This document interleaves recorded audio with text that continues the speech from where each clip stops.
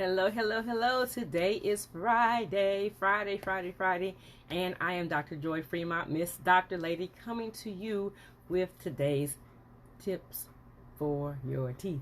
Miss Dr. Lady's tips for your teeth. I'm Dr. Joy Fremont again, 404-761-1659. That's 404-761-1659. So, hey, Facebook family. Hey, Instagram family.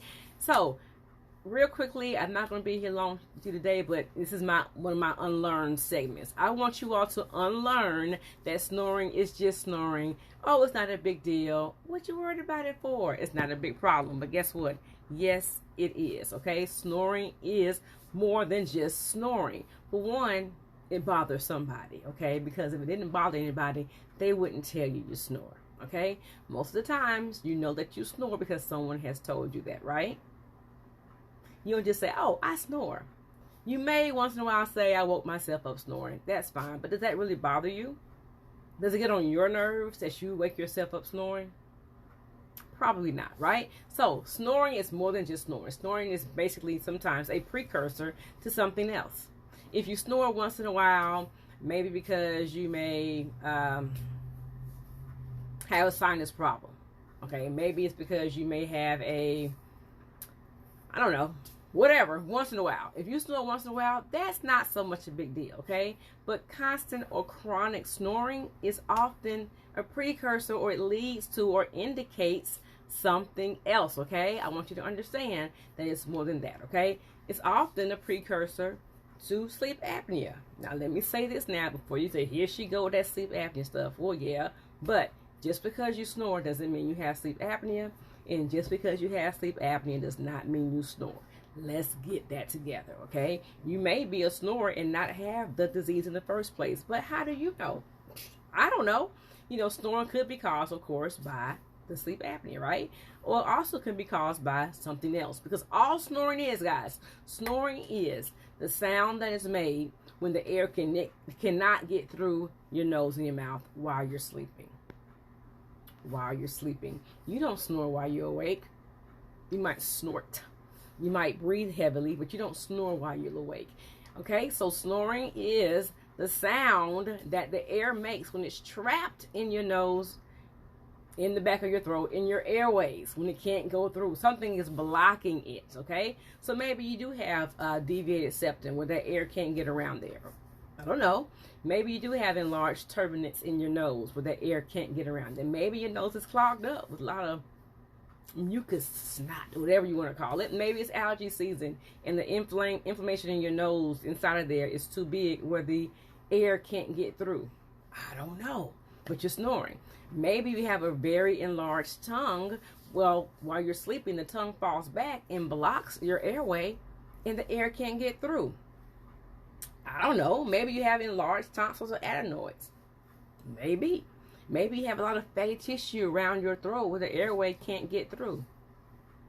I don't know. Maybe you have an enlarged or long uvula. That thing is hanging in the back of your throat. Maybe that's big. Something is blocking. Okay? And sometimes, guys, when you all can't sleep and you take these muscle relaxants and you are all tired and your muscles cannot function properly because they're so relaxed and they're not breathing, when your breathing is not opening and closing on its own, that's blocking your airway. So I'm always very, very, very reluctant to give a lot of medications that relax your muscles, especially if we suspect or haven't even tested if you have sleep apnea, okay? So, hear me clearly. It is more than a snore. Say it with me. Unlearn that, all right? It's more than just a snore. If you are a chronic snorer, if someone has told you repeatedly that you snore, please believe them. Don't be so vain and think, oh, they're lying. How do you know? And hear me clearly again. No one can tell you if you have sleep apnea unless you get a sleep study. I had a patient yesterday that came in and we diagnosed her back in December with having sleep apnea. She had a sleep study and everything, and she said, well, I didn't get any treatment because I lost weight and I don't snore that much. So what happened when you tested? Did you retest?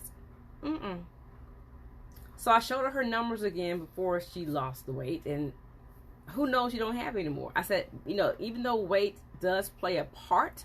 It's not the only part. You can be a size 2 with a Coke bottle figure and still have sleep apnea. So don't believe it's just weight, okay? So make sure you understand that if you are a snorer, that's one of the most common symptoms of someone that has a sleep breathing disorder that's not just sleep apnea. You know, we need to definitely get you checked out and tested, because that excess snoring, if you have a sleep breathing disorder, will cause excess pressure on your heart, which leads to high blood pressure, heart disease, and even goes on to leading to diabetes. Okay, so please understand, if all you got from me that my snoring could possibly cause diabetes, or my snoring could possibly cause hypertension or high blood pressure, then I won. Okay, so make sure you understand that. So unlearn that it's just snoring. It's no big deal, because it really is. Okay, so I'm Dr. Fremont with your tips for your teeth, Miss Dr. Lady. Hey, that's me. Have a safe weekend. Any questions or comments, please leave them below. If you're watching me live, say hey Fireball 86. If you watch me on the replay, say hey, whatever it is, leave your comment below, because I love to know that I could have helped somebody on today. Okay, leave your comments. You can share this. Thanks for the hearts and the lights. Give me all you can. I love the energy, and I'll be back to you. Once again, see you later. Have a safe weekend. Bye-bye.